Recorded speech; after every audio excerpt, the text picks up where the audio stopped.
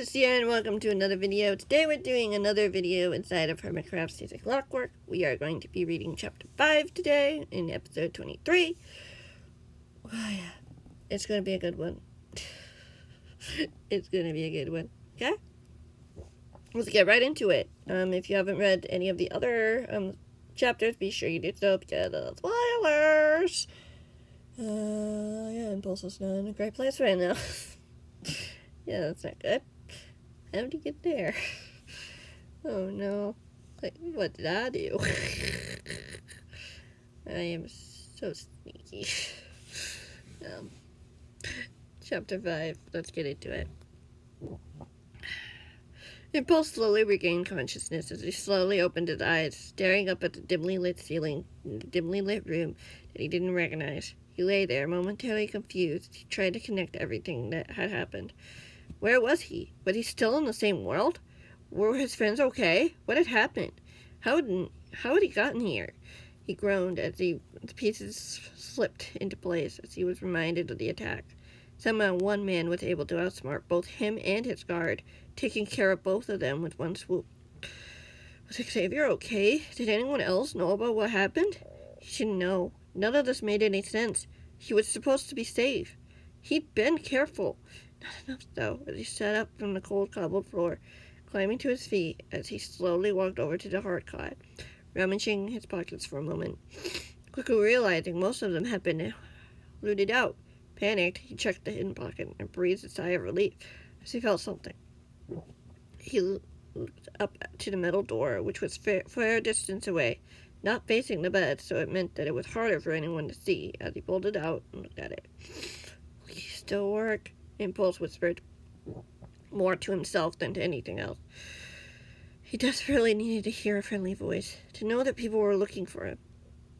He somehow managed to slip in with an advantage, and he wasn't about to let it slip out of his grasp just yet.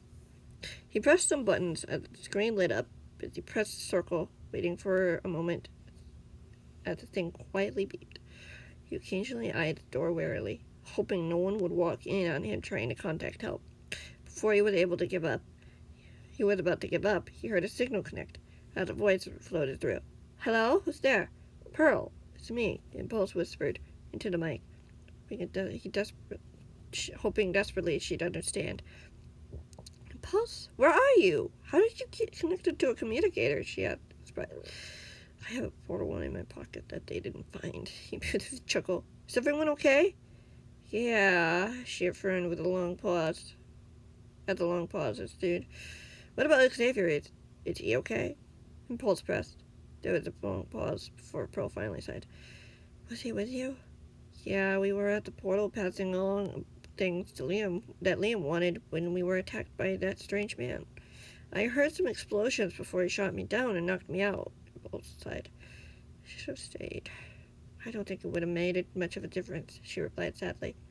We saw all of his stuff scattered everywhere. I don't think he made it, Impulse. Sorry. Impulse groaned, shaking his head as he put the device on his lap.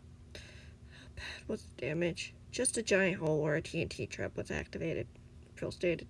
That man was pretty smart to rig the area beforehand. Regardless of what you did, it would not have mattered.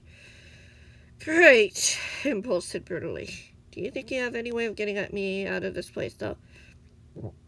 We're working on it, she said with a matter-of-factly. How are you feeling? Sigh is a bit sore, but overall I'm all right, Impulse replied. I haven't been visited by anyone yet.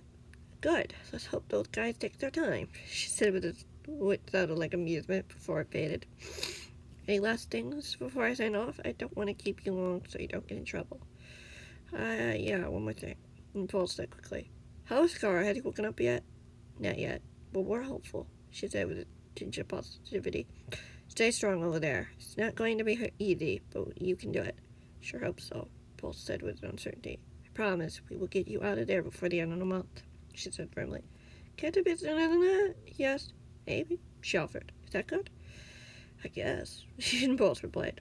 If you ever feel like your life is in danger, just call me back immediately, she stated sternly. Otherwise, I'll wait for you to call back. Same time, maybe?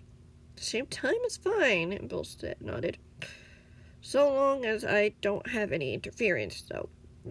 Hard to tell how much time has passed down here.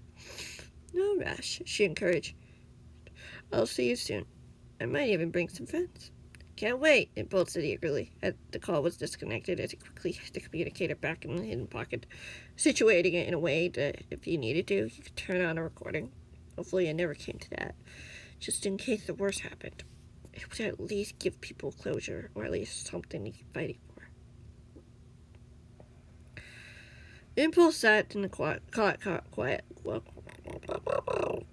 Impulse sat in the cot quietly, contemplating what he should do as he waited for anything to happen. So far, he hadn't interacted with much of Mr. A's men, if at all.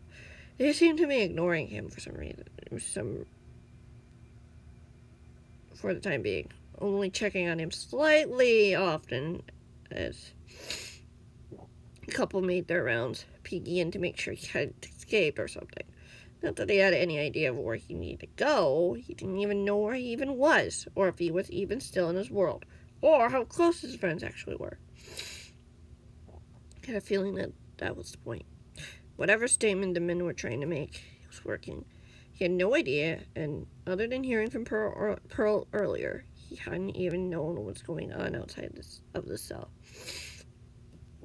He let out a sigh as he shook his head, glancing over at the iron door that led out onto the hallway as he noticed a shadow pass by the window.